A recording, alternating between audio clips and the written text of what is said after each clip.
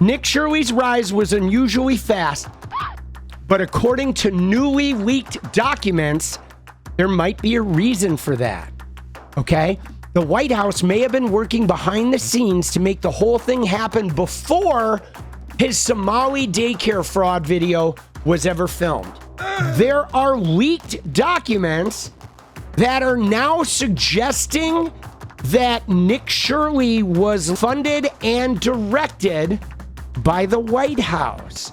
By the way, 40% of the people who are watching my YouTube are not subscribed, so make sure you hit that sub button. All right, you get all the good gossipy shit and you laugh your ass off, and you get a lot of Kermit phone. All right? According to the leaked documents, the White House has been working with at least one third-party org to create AI videos to launder White House talking points through supposedly independent voices. One of those voices was reportedly Nick Shirley. According to former One American News Network reporter Gabrielle Cuccia, who shared screenshots of the documents on X, VFT approached her and asked for her to help writing scripts for AI videos, telling her, yeah, we have to do this on behalf of them because they don't want it to look like it's actually coming from the White House.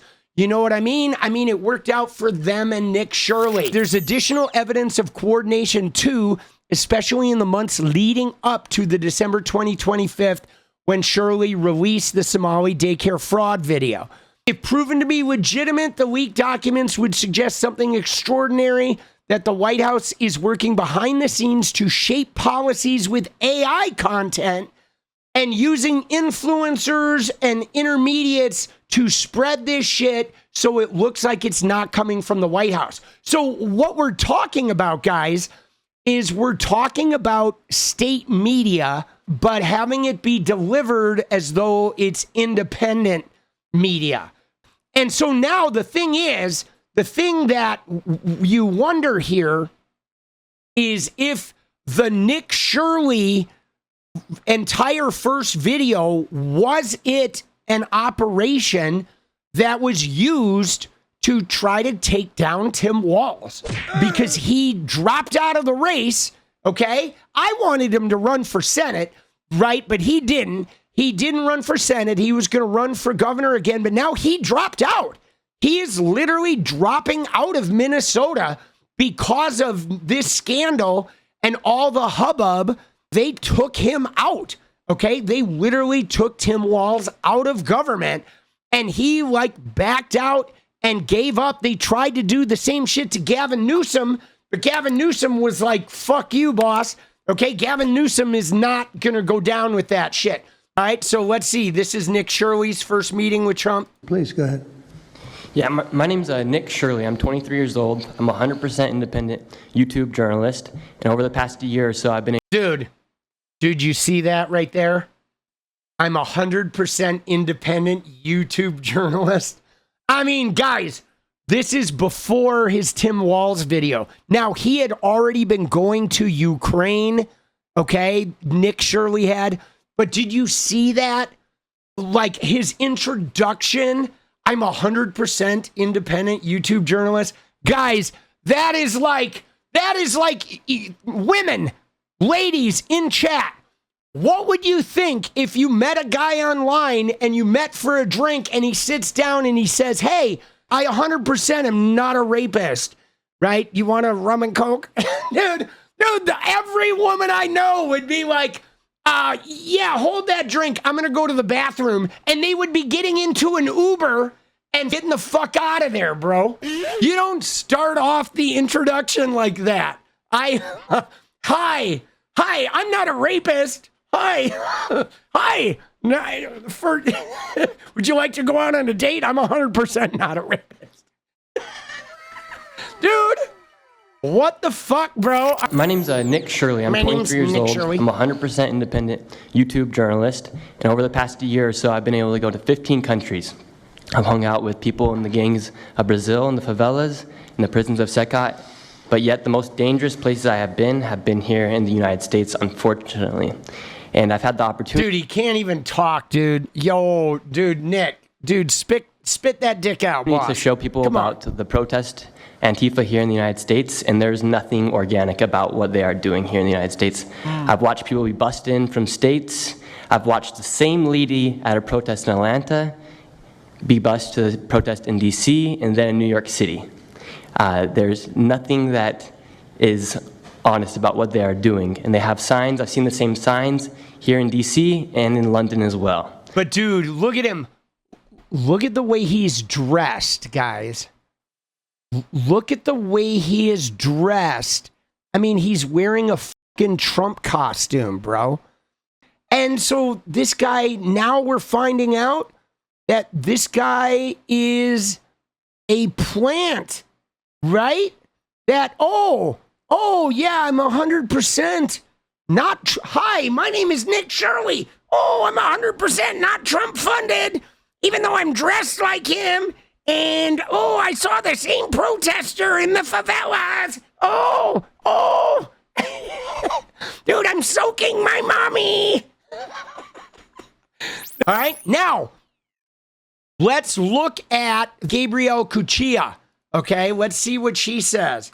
This is it right here. She says, you may be wondering two things. One, what happened to Trump? Who is he listening to? Two, why does it feel like the internet isn't real and engagement is fluctuating based on particular topics lately? And she says, I think I can answer both questions. Now notice, she is a right-winger, guys. She's not a Democrat here. She says there's a company called Vine and Fig Tree. VFT is a pro-Israel organization with ties to the admin. Earlier this year, VFT was at the White House meeting with 𝗙𝗹𝗹𝗀𝗧𝗏. Shortly after that meeting, I was contacted through a third party and asked to script write for VFT. The individual who contacted me is publicly very Christian and widely perceived as America First. I was told the script would be used to generate an AI-generated video on behalf of the White House, specifically for NFC and Sebastian Gorka. And they said, we have to do this on behalf of the admin because they don't want it to look like it's coming from the White House. You know what I mean? I mean, it worked out for them and Nick Shirley. So that's the part here. Like, they tried to hire this woman and they dropped in with like, yeah, we did this shit with Nick Shirley. And it says, I was then given a Dropbox link. Dude, this is fucking wild, guys. Okay, this really is. Okay. She says she was given a Dropbox link containing research, polling data, internal comments, and strategy materials compiled by VFT and the third party. There were 7 folders. Through these documents, I learned about what the organization does. Their reports monitor major conservative and dissident right accounts and frequently frame those accounts as vulnerable to or participating in foreign influence operations. And it included Nick Fuentes, the Hodge twins, Candace, Tucker, Jackson Hinkle, Ian Carroll, Mario Nawfal. They also collected polling and response data around Joe Kent's resignation. In another report, they argued that distrust surrounding Charlie Kirk's assassination was due to Americans falling for Russian, Iranian, and Pakistani propaganda networks. And they said that that this represents an urgent national security threat and demands a whole of government response on par with cyber attacks or terrorism. So you see what they're saying? So they were essentially like trying to sell her on writing these AI scripts because all of the MAGA defectors are like a foreign operation. So now the White House needs to do counter propaganda to propagandize against those defectors from the MAGA movement. But we can't have people know it's coming from the White House. Dude, it's crazy. Like, this is nuts. They talk about going after Fuentes, right? And getting Matt Walsh or Michael Knowles to publish, okay? And then it discussed burner profiles, burner accounts, AI-generated interview-style videos, troll content briefs, right? And so she's basically saying that she's outing like a propaganda network that is being funded by the White House. And somebody mentioned this earlier that Elon Musk is obviously a part of this. I don't know. Yeah, I know she's providing receipts. She's got a report here on the Charlie Kirk assassination. I mean, I'm going to look into this more in depth. Oh my God. Dude, they're fucking like looking at Andrew Tate posts, right? Dude, isn't this crazy? Mossad, Russian nexus, okay? And foreign actors are weaponizing domestic crises like the Charlie Kirk assassination, and it represents an urgent national security threat. So they're basically saying, like they're like trying to loop people in the Trump propaganda network. And they're saying, though, like the Trump propaganda is necessary because we're being attacked. Dude, what the fuck, bro? This is crazy shit. But look at this, though, right? Like you see this, though? This part right here, let's talk on the call tonight. I'd hoped this would be done last week. We have a report to go to the admin, and you could take content from there, but we didn't want to send it to you until we sent it to the admin.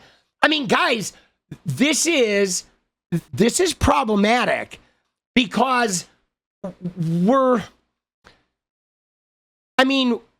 on some level, we know this is going on, okay? I mean, we know it. We've heard it from Ashley St. Clair about the group chats. We've seen how, 20 right-wing influencers will all deliver the same piece of information, okay, that is then, disseminated in, 1 minute apart. So we know that there's a group chat that is saying, here, post this about this, and then they all do it. We know that that's going on.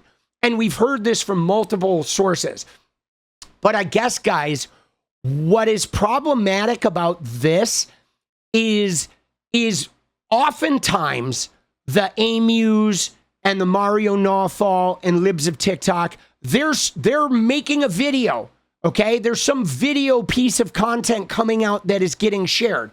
The implication here is that the videos are being videos are being purchased by the administration through third parties that are then disseminated across the internet as though somebody found them on TikTok. Okay, now, we've seen some of this in the LGBTQ situation where somebody makes a video. It's a classroom where you see like the lectern and a teacher starts yelling at the student or whatever, right? We've all seen those videos. They're all filmed usually with the same actors and you can tell like, oh, this is bullshit content. But now they're talking about like AI scripted videos, making videos, that are suggesting correlations between influencers and this and that, or like disseminating Nick Shirley narratives or what have you, or it could be violence, it could be whatever. But the idea that the admin is scripting videos to then be disseminated through their right-wing network is like super alarming, guys. Super alarming. Yes, they pretend the ideas are organic, and she dropped all the receipts. And people may wonder, what's the threat to us as Americans if we go? Well, you'll be labeled as a fascist, you'll be labeled as a Nazi, and they'll wish death upon you because they wish death upon me. And just last week in Portland, Oregon, I watched a lady get trapped in her car, surrounded by Antifa. Dude, they're like this Antifa shit in Portland is tired news, boss. They're looking for that tag in order to weaponize right? I mean, they want to one-word it because when they call it Antifa, like the same way they use woke, they want a woke, right? They want a woke for terrorists, right? You know, because you can't charge someone for being woke, but you can charge someone for being Antifa if Antifa means they're terrorists. I mean, it's bullshit, okay? It's bullshit. What is up, guys? Thank you so much for watching. You like the video, you want to support independent resistance media, you know what to do. Drop that sub, hit the like button, and please share it. And we do love our members, so if you want to become a member, it's another really great way to support. Thanks again for everything, guys. I'll see you next time. Let's go.